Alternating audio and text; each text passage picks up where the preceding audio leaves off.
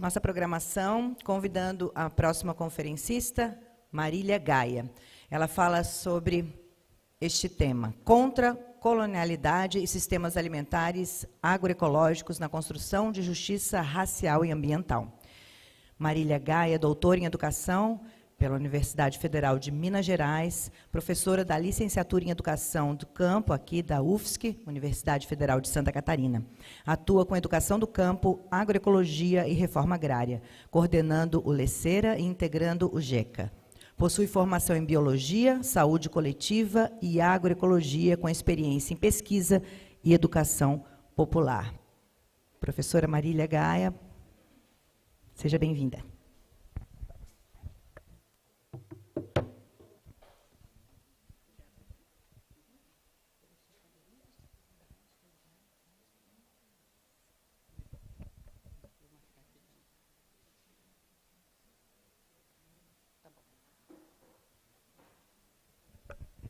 Oi, gente, bom dia.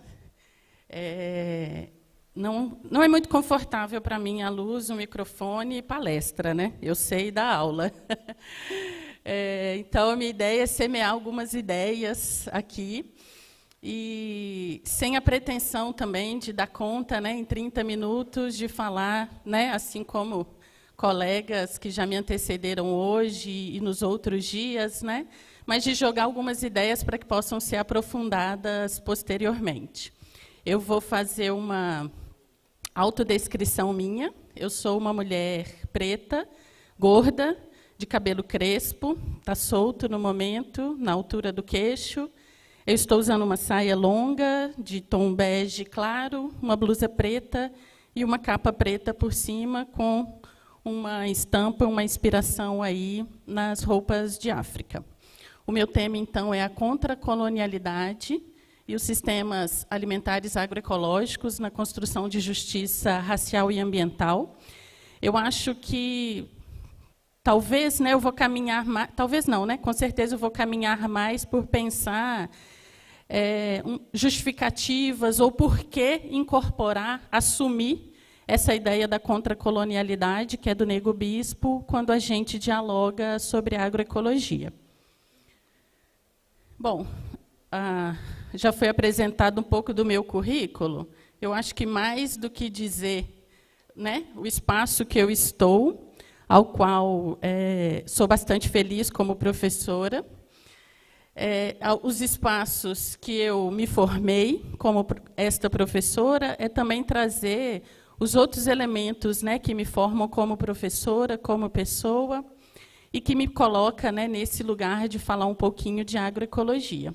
Então, eu sou a Gaia, como muitas pessoas me conhecem, Marília Gaia. Eu sou a mãe do Pedro, a filha da Marlene e do Luiz, neta da dona Dagmar e da dona Mercedes, e mais do que os meus títulos, né, eu me formei professora em função da relação com os meus, acho que já mais de 1000 alunos, nesses mais de 15 anos como professora na educação básica e no ensino superior, e também na relação, né, de trabalho e de formação junto a famílias assentadas e acampadas, organizadas pelo Movimento dos Trabalhadores Rurais Sem Terra. Agradeço também quem faz aqui a tradução em Libras, para que mais pessoas, né, possam acessar essa discussão posteriormente. Daí, fiquei pensando, né, assim, por que juntar nesse título contracolonialidade, sistemas alimentares, agroecologia, justiça racial, justiça ambiental, né? E aí eu trouxe a inspiração aqui desse trechinho da música do Jorge Aragão, e eu coloquei em vermelho aqui uma licença poética, né, de ampliar essa ideia. Obviamente que eu não vou cantar, tá, gente? Quem for assistir depois na gravação, dá um pause, busca a música lá e volta, né? Mas eu acho que, enquanto uma professora preta, entre poucas e poucos aqui na universidade, eu acho que não tem como eu não assumir essas coisas de pele, né, e trazer para a minha discussão teórico-metodológica, né, as questões da racialidade que ainda são muito presentes na nossa sociedade, mas ausentes de discussão, né? Então, fiz essa ampliação aqui, né, da gente pensar que podemos sorrir, nada mais nos impede, não dá para fugir dessa coisa de pele, sentida por nós, desatando os nós, sabemos agora, nem tudo que é bom vem de fora. É a nossa canção pelas ruas, também na universidade e bares, que nos traz a razão, relembrando Palmares. Foi bom insistir, também estudar, né, dialogar aqui, compor e ouvir.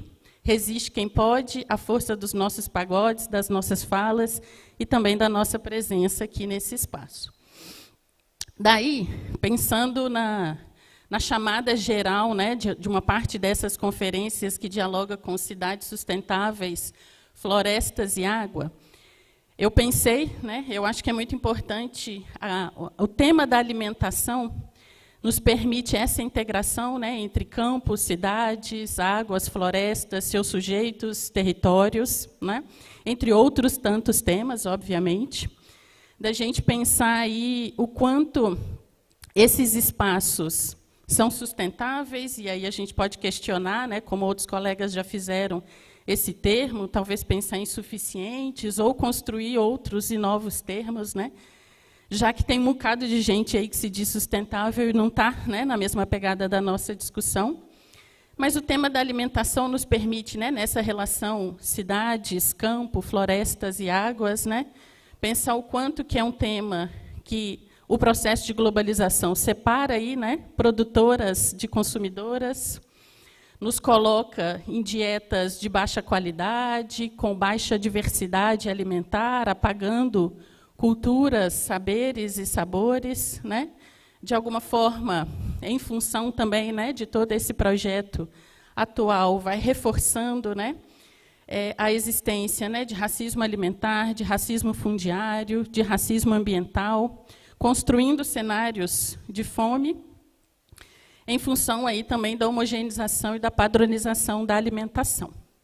Então, nessa ideia de semear, né, algumas questões, eu trago aqui o conceito, né, e a imagem do Nego Bispo, o conceito da contracolonialidade, porque eu acho que a gente precisa assumir isso quando faz o debate sobre sistema agrário, sobre sistema agroalimentar, numa perspectiva da agroecologia, assumindo aqui a agroecologia mais do que técnicas, né, de cultivos e de criações, né, que sejam de base ecológica, mas que assuma aí a necessidade de um outro sistema agroalimentar, sistema esse que vai dialogar com outras relações sociais de produção, outras relações de gênero, que vai combater o racismo estrutural, social, ambiental, enfim.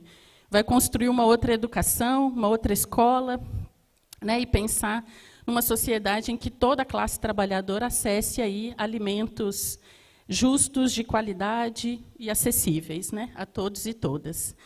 Nessa ideia, então, da contracolonialidade do Nego Bispo, não é uma disputa conceitual, epistemológica, teórica, né? Existem outros termos aí de anticolonialidade, decolonialidade, descolonialidade. A ideia não é substituir ou subjugar nenhum desses temas, mas trazer a perspectiva deste homem quilombola aqui, da necessidade, né, nas próprias palavras dele, de contrariar palavras coloniais como modo de enfraquecê-las. A ideia, então, da contracolonialidade é dizer que algumas das... Assim como o colonialismo subjugou, matou, destruiu saberes, práticas e territórios, o contracolonialismo é a forma de dizer também que uma parte disso resistiu e segue resistindo, né? E serve muito para essa discussão da alimentação. Então, ele coloca ali, né, que o contracolonialismo é simples. É você querer me colonizar e eu não aceitar que você me colonize. É o me defender. O contracolonialismo é um modo de vida diferente do colonialismo. Então, por mais que a gente, na agroecologia, fale bastante, né, de retornar ali as práticas dos povos originários, dos povos indígenas, dos povos afropindorâmicos, das populações negras, ainda é preciso a gente avançar um pouco mais, talvez, nessa perspectiva do contracolonialismo. E aí, partindo dessa ideia do Nego Bispo, a Bruna Crioula, que é essa pesquisadora popular aqui, nutricionista, ela faz essa discussão também nesse sentido, né, da gente pensar a nossa alimentação a partir do que muitas vezes a gente chama de plantas alimentícias não convencionais, de dialogar isso numa perspectiva de plantas não colonizadas, e o quanto que essa alimentação global, e o quanto que isso chega para nós nas cidades, mas também está muito presente no campo, né, atualmente, de uma padronização de uma alimentação que não reconhece, que coloca como selvagem, como rústico, como pobreza, uma alimentação com base aí nas práticas não colonizadas, com base na resistência.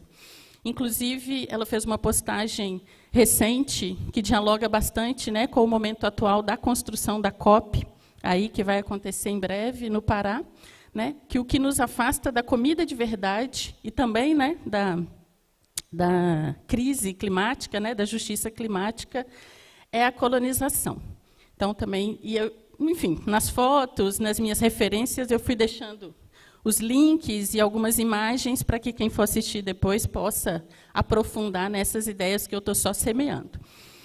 Então, nessa de falar de alimentação e nessa relação campo e cidade, tem estudos recentes aí da Rede Brasileira de Pesquisa em Soberania e Segurança Alimentar, da situação da alimentação, da insegurança alimentar no período da pandemia, aqui no Brasil. E, por incrível que pareça, a gente tem uma porcentagem maior de insegurança alimentar entre os sujeitos do campo do que na cidade, mesmo a gente estando num país majoritariamente agrário, onde é uma força pulsante, né, a questão da agricultura e da pecuária, né? Então, depois eu vou trazer alguns outros dados, mas começar por aqui, né, que no campo e na cidade a fome se alastra, mas, sobretudo, entre a população do campo, a porcentagem é maior de fome do que entre a população da cidade, o que é um absurdo, né, para a nossa realidade do Brasil. Daí eu lembrei, e gosto sempre de ir lá na Carolina Maria de Jesus. Se não leram, leiam, O Quarto de Despejo, onde ela coloca, nesse livro, como é um diário, né, no 13 de maio de 58, e está lá assim, né, nessa menção a esse dia, e assim, em 13 de maio de 1958, eu lutava contra a fome, a escravatura, eu lutava contra a escravatura atual, a fome. Vocês sabem, óbvio, que 13 de maio,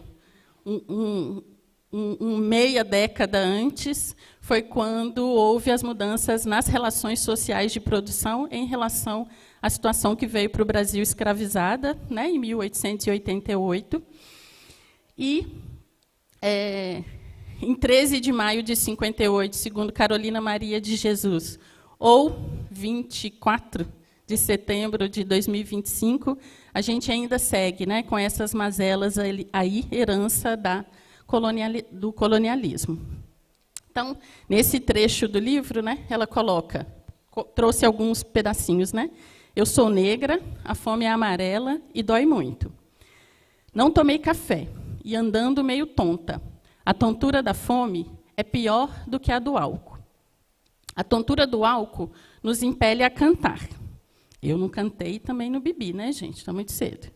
Mas a da fome nos faz tremer. Percebi que é horrível só ter ar no estômago. Comecei a sentir a boca amarga. Pensei, já não bastam as amarguras da vida? Parece que, quando nasci, o destino marcou-me para passar fome.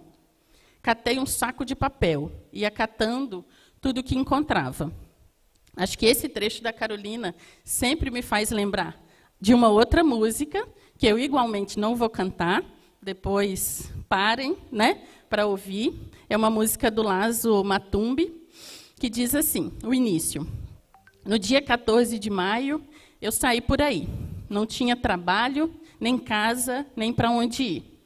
Levando a senzala na alma, eu subi a favela, pensando em um dia descer, mas eu nunca desci.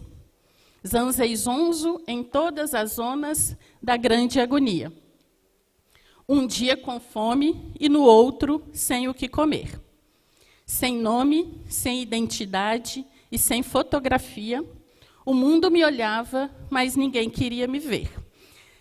E eu trouxe, inclusive, aqui a logo da escola de samba, ao qual eu faço parte aqui de Florianópolis, que é Protegidos da Princesa, que vai trazer essa temática no Carnaval do próximo ano, né? O dia 14 de maio, o dia que ainda não acabou, né? Nós estamos em 2025 e o 14 de maio de 1888, que é o dia depois da abolição, segue aí, né? Formando fome, ausência de identidade, de representatividade, de terra, de educação, de território. Então, eu peguei esses dados, e aí quem quiser depois vai no relatório, obviamente que aqui são recortes. Tem aqui o site, que é Olhe para a Fome. Em relação à questão da fome e da alimentação, né? De forma bem rápida, né? O que está em azul são os lares em situação de segurança alimentar, recortes aí de 2004 até 2022. Então, vejam que o azul vai diminuindo. Aqui a gente está em 64%, depois aumenta, né, 69%, 77%. 2018 vai caindo, e aí entre 2013 e 2018, a gente precisa, né, lembrar o que aconteceu politicamente no nosso país, né, nas mudanças, e por que isso vai diminuindo, e chega em 2022 com um pouco mais de 41% dos lares brasileiros com situação de segurança alimentar. O roxinho, esse mais escuro, é a insegurança alimentar grave ou fome. Então, os dados da fome, né, os números da fome vão aumentando, e a gente chega aí em 15,5% da população ainda ali nesse período que a gente chama de pandemia, né? Pode parecer pouco, 15%, mas num país com 220 milhões de pessoas, nós estamos falando aí de mais de 30 milhões de pessoas, né? É muito mais do que a população desse estado e de muitos países, né, mundo afora. Esse dado vem desse relatório, tá, da insegurança alimentar e Covid-19 no Brasil, e quero reforçar isso, que no primeiro levantamento de 2020, eles fizeram 2, com dados de 2020, depois dados de 21 e 22. 9% da população em fome, em 2020, significava ali 19 milhões de pessoas. Em 2021 e 22, 15,5% da população, como eu já disse, pouco mais de 33 milhões de pessoas. E aí é um período que, obviamente, né, a crise sanitária, agravada aí pelas questões da crise econômica, da crise política, enfim. E dali para cá, ladeira abaixo, né? Aqui só alguns, para além dos dados da fome, o material vai trazendo, né, os outros níveis de segurança alimentar, de forma bem rápida, então. Vou pegar o último dado de 2022, lares com segurança alimentar, 41%, ou seja, menos da metade da população brasileira, e mais da metade, então, mais de 58%, com algum nível de insegurança alimentar. Não só fome, tá? Mas níveis, enfim, leve, moderado, que já é suficientemente preocupante, obviamente, né? Então, em números absolutos, a gente tem mais de 125 milhões de pessoas que não tinham segurança alimentar garantida com os dados de 2022. E o material faz um recorte bastante interessante, né, de que a fome tem cor, tem gênero e tem uma localização geográfica. São dados que, empiricamente, a gente já sabe, já subindo o morro e saindo, né, da bolha da universidade, e mesmo dentro da universidade, né, quem são as pessoas com maior vulnerabilidade. Então, em relação à cor,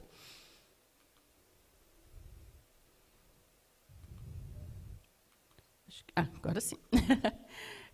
Ao número, o azul são lares chefiados por pessoas negras e o amarelinho, lares chefiados por pessoas brancas. Então, há uma porcentagem maior de insegurança alimentar quando o lar é chefiado por uma pessoa negra. Em relação à localidade, aqui, Norte e Nordeste, 4 em cada 10 famílias em situação de insegurança alimentar, maior do que se eu comparo com outras regiões, inclusive aqui na nossa do Sul, 2 em cada 10 famílias. E, em relação ao gênero, em vermelho, lares chefiados por mulheres, em amarelo, lares chefiados por homens. Há também uma porcentagem maior de insegurança alimentar quando os lares são chefiados por mulheres. Obviamente que carece, né, de uma discussão mais ampla do que só homem e mulher, mas, pegando os dados aí oficiais, né, dá para a gente ter uma noção bastante aí da interseccionalidade com a questão de gênero. Por mais que a gente tenha recente notícias aí do Brasil, mais uma vez, pela segunda vez, sair do mapa da fome, né? Aqui é uma reportagem do próprio governo federal, ainda assim é uma temática preocupante que merece políticas públicas, estudos, ações, né, nos diferentes níveis, a questão da alimentação. Aí, junto, né, com a discussão da alimentação, obviamente, a gente tem que trazer a discussão da questão fundiária, da questão agrária brasileira, e quem são as pessoas que conseguem acessar terra e território para produzir alimentos, seja no campo, seja também nas periferias das grandes cidades, né? Então, aqui eu trago e sugiro, né, leituras posteriores da Fran Paula, que é uma quilombola, nesse material do racismo fundiário ao racismo ambiental. Então, 2 trechos dela aí, né? Não existe história da agricultura e alimentação no Brasil sem o povo preto. E, ainda assim, é a população a ter menos acesso à terra e estar mais exposta à fome na atualidade brasileira. Inclusive, o último censo agropecuário traz esses dados, né, do quanto a porcentagem, né, de pessoas que são responsáveis por empreendimentos agropecuários nesse recorte racial, né, e que vai reforçando isso, de que a maior parte, então, dos empreendimentos, não né, do que é chamado de empreendimentos pelo censo, não estão na mão aí da população preta, da população indígena. E aí eu acho que essa é uma discussão que ainda a gente carece avançar quando fala de agroecologia, né? Repulsamos uma ecologia sem uma luta antirracista, reproduzida majoritariamente por uma branquitude que mata preto todo dia, enquanto bate palma para o sol, dançando a ciranda na chuva. Um outro trechinho dela aqui, e que remete aí à Lei de Terras, né, que na semana passada completou 175 anos, que é uma lei de 1850, que não possibilitou, já vislumbrando o fim da escravização em 1888, não possibilitaria que os negros, então, que naquele momento ainda escravizados, pudessem acessar a terra. A exemplo da Lei de Terras de 1850, a primeira tentativa de regulamentar o direito à propriedade por meio apenas da compra ou da concessão de terras, manteve a população negra privada do acesso à terra, mesmo após a abolição, ao mesmo tempo garantindo mão de obra escrava nas fazendas e latifúndios. Não é por menos que a gente ainda acha, né, trabalho análogo ao escravo, inclusive em propriedades que produzem produtos orgânicos. Bom, no próprio texto, ela volta ali, né, e faz menção a Angela Davis, nesse livro Mulheres, Raça e Classe, né, de que a terra, entre outros elementos, está relacionado aí a uma forma, né, de manter uma vida digna para a população negra pós-escravidão. E, obviamente, a gente ampliando, né, para a questão étnico-racial, pensando nos povos afro-pindorâmicos, né, na nossa população indígena, que também, né, quilombola e outras comunidades tradicionais que não acessam terra, né? A gente tem aí entre 12% e 14% do território brasileiro como demarcação de territórios indígenas, mas sempre naquela balança, né, de que está demarcado, mas sempre com ameaças. Aproximadamente 3.200 comunidades quilombolas reconhecidas, uma parte muito pequena delas com terras tituladas, né, regularizadas. Aqui em Santa Catarina, inclusive, a gente tem 21 ou 22 comunidades. Aqui em Florianópolis, inclusive, temos um quilombo, Quilombo Vidal Martins, que passa aí por essa necessidade, essa pauta da discussão, né?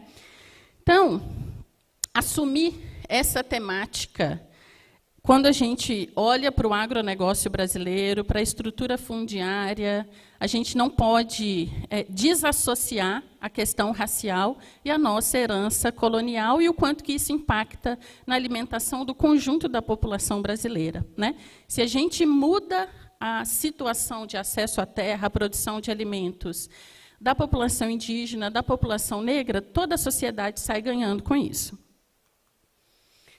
Eu trago aqui uma parte que está bem no finalzinho desse livro aqui do Nego Bispo, que chama A Terra Dá, a Terra Quer, e já deixo o convite para que façam a leitura.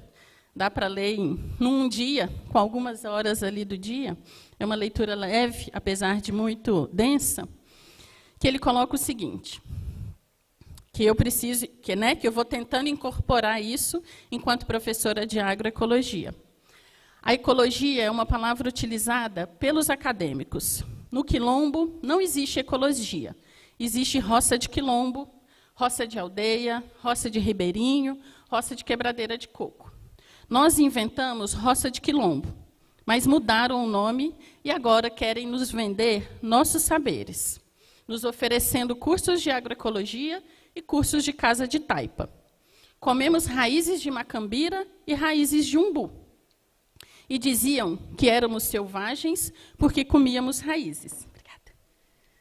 Hoje, mudaram o nome das raízes. Chamam de plantas alimentícias não convencionais.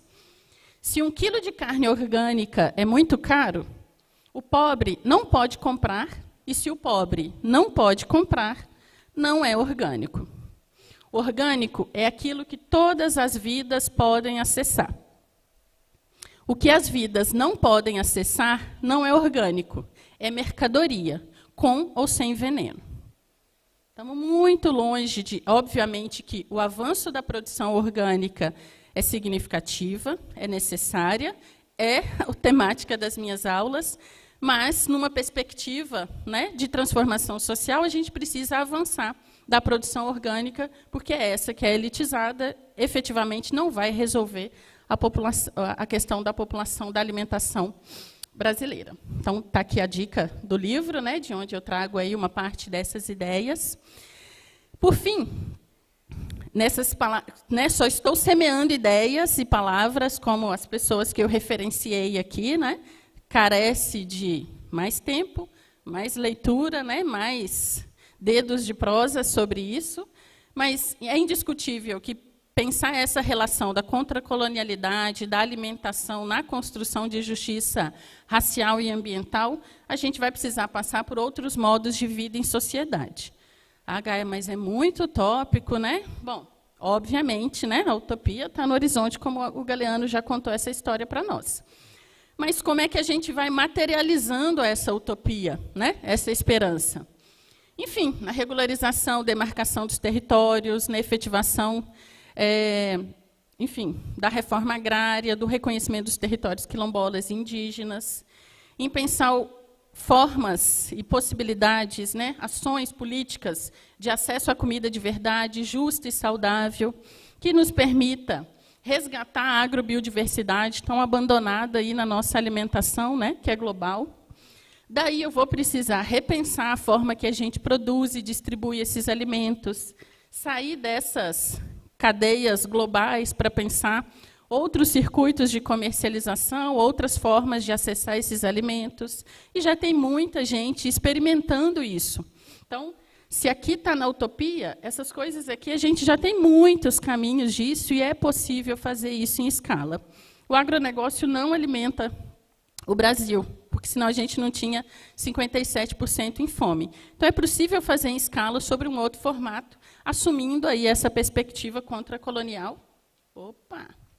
E, enfim, agregando aí a luta antirracista, mais do que só combater o racismo, né, assumindo outras perspectivas nessa semeadura de palavras, né, e de ideias, aí, como o Nego Bispo coloca. A gente já tem algumas pesquisadoras, coloquei aqui a foto da Vivian Mota também, né, fazendo essa discussão do feminismo, do antirracismo na agroecologia, já tem um jargão, né, se tem racismo, não tem agroecologia, mas ainda é insuficiente, né? Nós estamos só começando essa trajetória, então coloco aqui também para que vocês possam buscar referências aí da Vivian para isso. E aí fecho aqui com as palavras finais do Nego Bispo, nesse livro que eu mencionei, né, de que somos circularidade, começo, meio e começo. Talvez a gente vai ter que ir lá olhar para trás, né, como o Krenak coloca no futuro ancestral, né, para projetar esse futuro, não como fim, mas como começo, voltar às nossas raízes, né? E aí trago de novo a fala da Bruna Crioula, né, de que o que nos afasta da comida de verdade e da justiça climática é a colonização. Não vou ler, mas vou deixar aqui para que vocês leiam esse trecho e depois procurem ouvir na voz da Conceição Evaristo esse trecho aqui, esse poema dela, que chama Vozes Mulheres. Muito obrigada.